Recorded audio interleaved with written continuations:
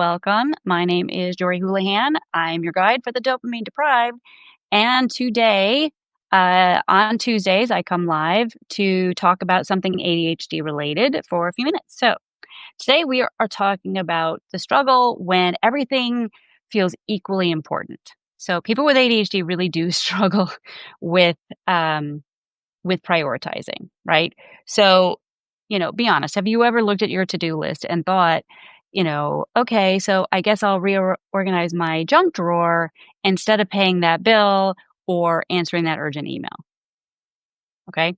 Now, sometimes that is procrastination, also known as productive procrastination, but often we genuinely think that that is equally as important as paying our bills. And so basically, the ADHD brain thinks either everything is equally important or nothing is, which is also not great, obviously. So this week we are talking about ADHD and the procrastination, or I'm sorry, the prioritization paralysis, which is we're going to talk about what it is, why it's happening, and what you can do about it.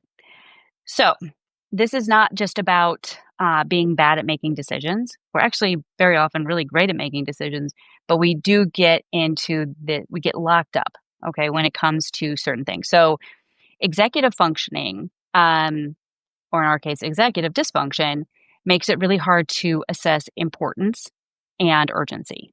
So we experience, what's the word I'm thinking of? Priority blindness. I've talked about time blindness. Well, this is priority blindness. So again, we see all tasks as equally important. They all scream at the same volume, right? So a neurotypical brain will see, it will prioritize vertically. So it is the most important thing is at the very top of the list. Then the next most important thing is under that. Then the next most important thing is under that, etc. We prioritize horizontally, meaning everything, again, feels like it's the same weight. It's of equal importance, which obviously cannot be true, but that's how our brain interprets it. So think about then when you add in the emotional context, right? The anxiety, the guilt, the shame, the pressure, it becomes even harder to start a task, okay, or a project. It's sort of like thinking about like if you walked into a room with full of toddlers that are all screaming at the same volume, right? Like which one do you respond to first? I mean, it's impossible. So, and then if you want to add to a little bit more of a complication, our brains are more likely to do tasks that are going to feel rewarding now in the moment, even if it is less important, right? So think about how many times you've had a to-do list and you got a lot of things done technically, but they were all like the low-hanging fruit. And they really weren't goals that or tasks that were going to move your big goals forward. Okay. There's a place for that, but not when it's all the time. Okay. Um, okay. So how does this show up in real life? What does this look like in real life? Right. It can be cleaning the entire bathroom while ignoring your overdue taxes because your brain literally felt that that was the more important task or is as equally as important as the taxes. And we'll get to that. Answering low priority emails instead of prepping for a big meeting. It can be starting 3 smaller projects instead of finishing the one thing that actually matters. Ask me how I know that one. All right. So even when we know what is important, we can't always feel it.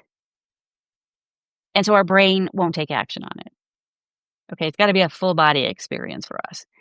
And so when we don't, then that leads to guilt and shame and overwhelm and very often then shutdown.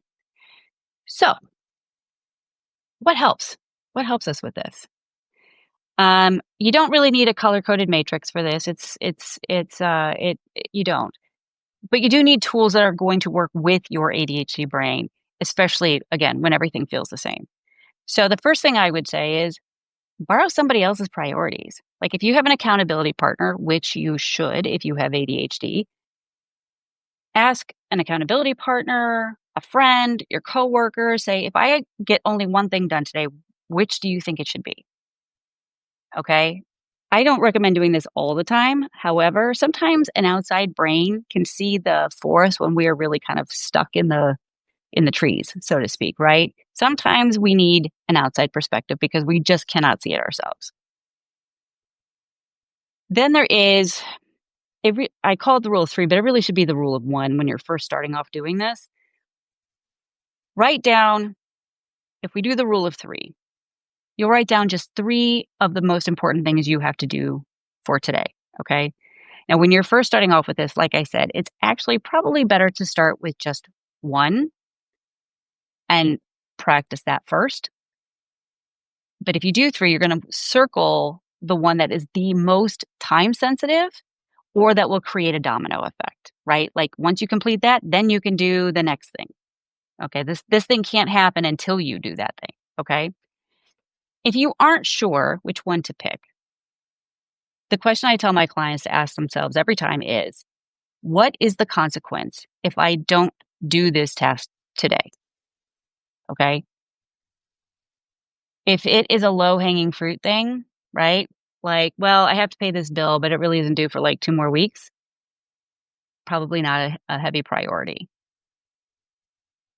It is that question is a really great way to weed out the things that are not going to move your goals forward.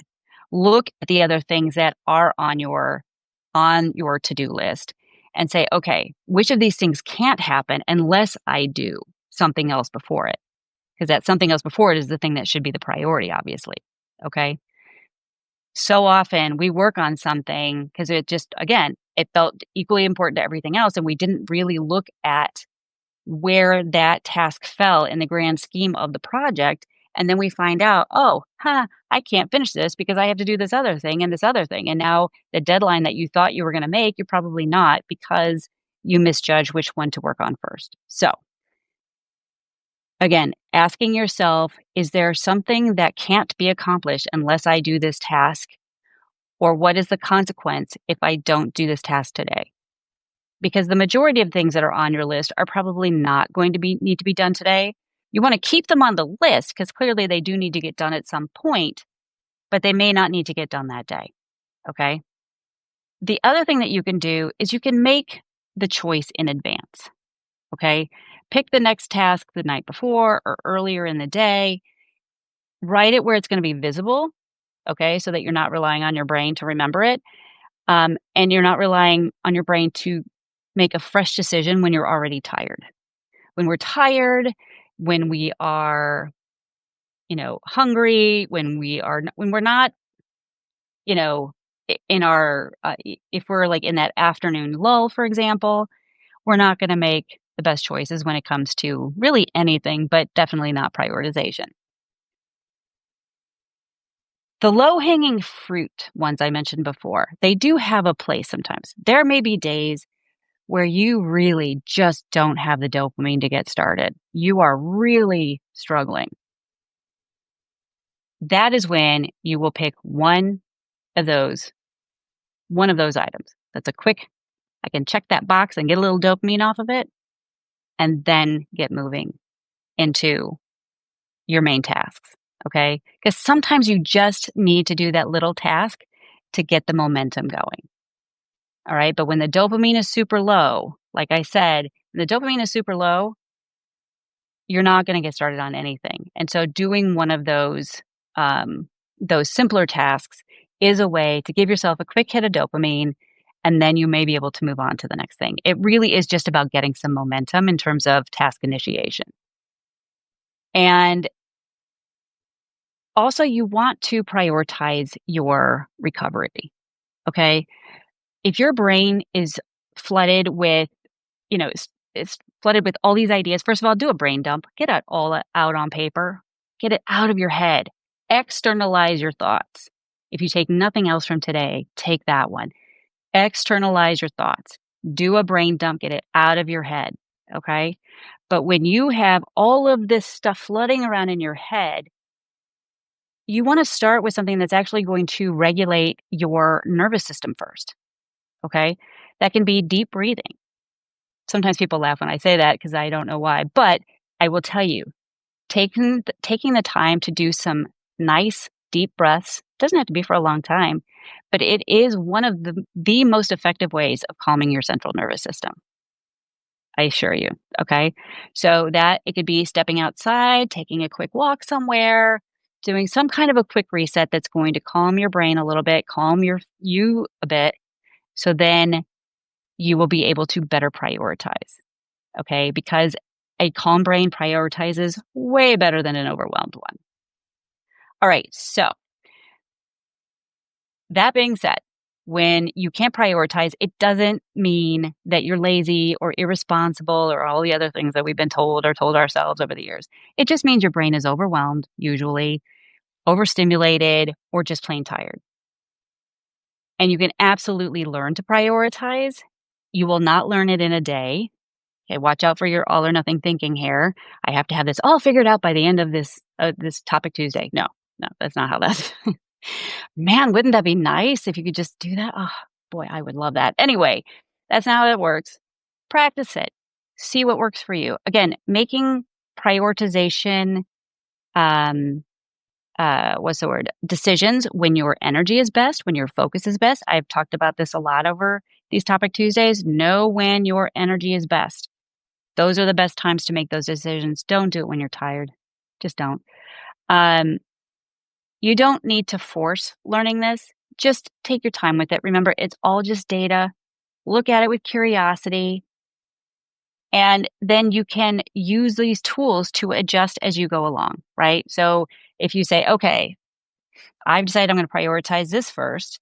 And then in the midst of doing it, you realize, oh, I maybe should have done the other one first. That's just something to learn.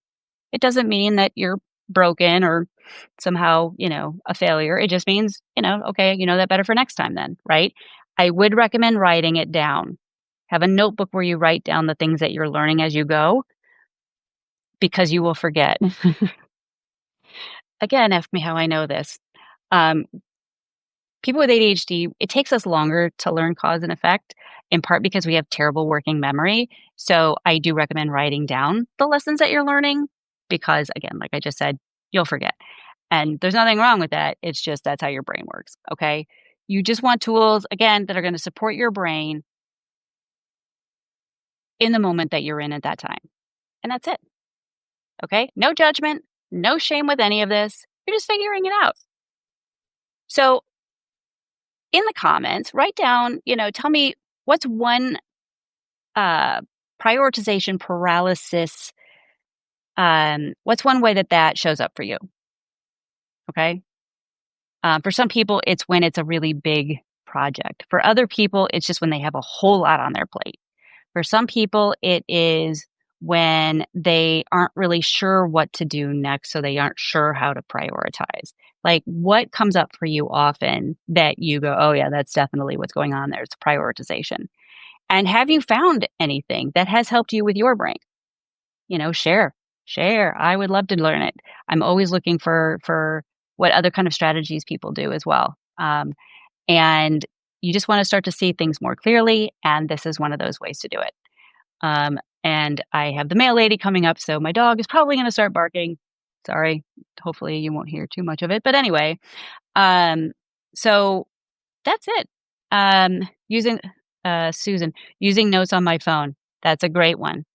I love notes. If you have an Apple, an iPhone, I have now found out. This is one of my. There we go. Now the barking starting. Um, um, you can do voice notes on your Apple Notes, and it will transcribe it for you. That's like a game changer. Oh my gosh, I love that. So, but yeah, Susan, that's a great one. Using your notes on your phone, using your to-do lists to remember things that you need to get done. The working memory aspect of ADHD really impacts a lot of things. And it's not that we don't wanna remember these things, it's just the mental load for us, we will forget. We try to store everything in our brain, and I don't know why we do that, but we do, and that's why I said earlier, like, learn how to externalize your thoughts, and using your notes on your phone is a great way to do that. I am a big advocate for people with ADHD to handwrite out things whenever possible first because our brains retain it better. Okay, you should also have all analog clocks in your home. But when you write out your to-do list to start, then the things that you need to remember if you're out and about, you can put in digital form. My calendar is, that's digital. I do have a planner, but it's that I need the digital because I need the reminders. Um, but anything you can do to externalize your thoughts is going to help you keep your brain more clear. And again, it's going to help you anytime you have to do something like prioritizing. So it all works together. All right. All right. So that is it for this week. I will see you next Tuesday. Also, next Wednesday, not tomorrow, but the following week. I believe it's the 13th.